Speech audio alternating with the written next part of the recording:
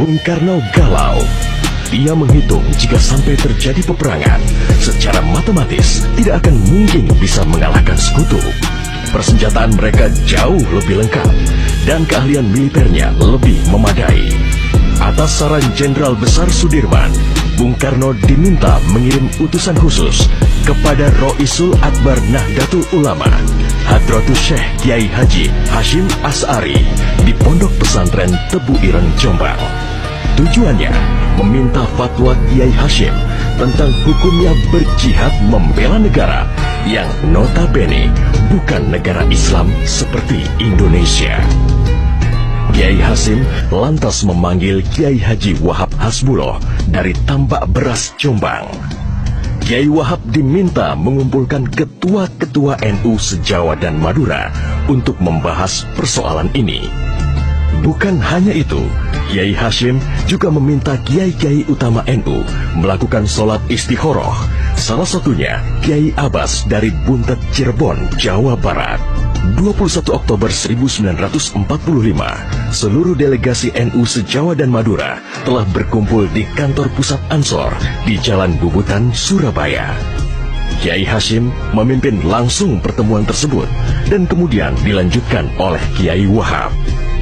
Setelah melalui diskusi yang cukup panjang dan mendengarkan hasil istikharah para kiai utama NU, esok siangnya, tanggal 22 Oktober 1945, pertemuan menghasilkan 3 rumusan penting yang kemudian dikenal dengan istilah Resolusi Jihad NU.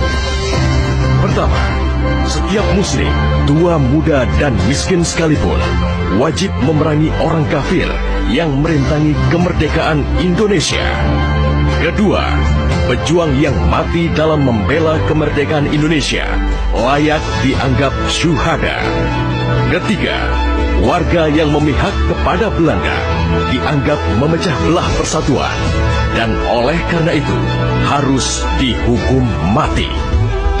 Dokumen resolusi jihad ditulis dalam huruf Arab Jawa atau pegon, ditandatangani Kiai Haji Hashim Asy'ari, disebarluaskan ke jaringan pesantren, tak terkecuali kepada komandan-komandan Laskar Hizbullah dan Sabilillah di seluruh penjuru Jawa dan Madura.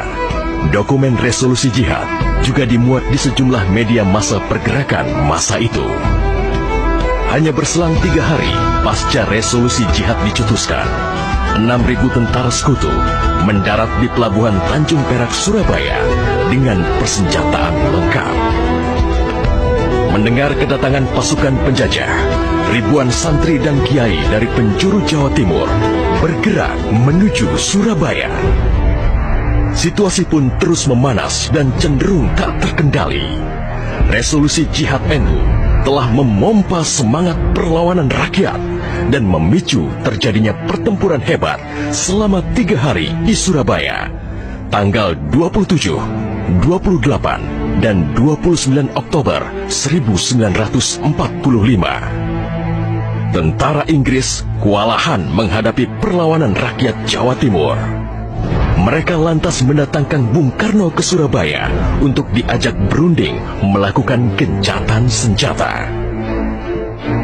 Pagi hari tanggal 30 Oktober, gencatan senjata ditandatangani pemerintah Indonesia dan Inggris. Namun, sore harinya terjadi insiden di Jembatan Merah yang menewaskan orang nomor 1 tentara Inggris di Surabaya, Jenderal Malabi. Gencatan senjata pun langsung berakhir. Pengganti Malabi, Jenderal Robert Munser, mengultimatum Laskar Pejuang dan tentara Indonesia agar menyerahkan senjata kepada Inggris paling lambat 10 November 1945. Jika tidak, Inggris mengancam akan membumi hanguskan Surabaya. Mendengar ancaman itu, para komandan Laskar Hizbullah, Sabilillah, Mujahidin, TKR, dan para santri marah besar. Seorang pemuda bernama Sutomo atau yang dikenal dengan Bung Tomo sowan kepada Kiai Hashim. Ia meminta izin kepada Kiai Hashim untuk menyiarkan dan menyebarluaskan resolusi jihad melalui radio. Bismillahirrahmanirrahim. Merdeka! Saudara-saudara penduduk kota Surabaya, kita semuanya telah mengetahui bahwa hari ini tentara Inggris telah menyebarkan pamflet-pamflet yang memberikan suatu ancaman kepada kita semua. Kita diwajibkan untuk dalam waktu yang mereka tentukan menyerahkan senjata-senjata yang telah kita rebut dari tangannya tentara Jepang. Tetapi inilah jawaban kita. Selama banteng-banteng Indonesia masih mempunyai darah merah yang dapat membuat secarik kain putih, merah dan putih, maka selama itu tidak akan kita mau menyerah kepada siapapun juga. Allahu Akbar, Allahu Akbar, Allahu Akbar. Merdeka! Pertempuran 10 November membuat malu tentara Inggris. Target mereka menguasai Surabaya dalam waktu 3 hari tak terbukti. Bahkan di hari yang kedua, Inggris kehilangan Jenderal Robert Munser. Artinya, dalam 1 bulan menghadapi arek-arek Surabaya, mereka sudah kehilangan 2 jenderal terbaiknya. Perang Surabaya berlangsung selama 3 minggu.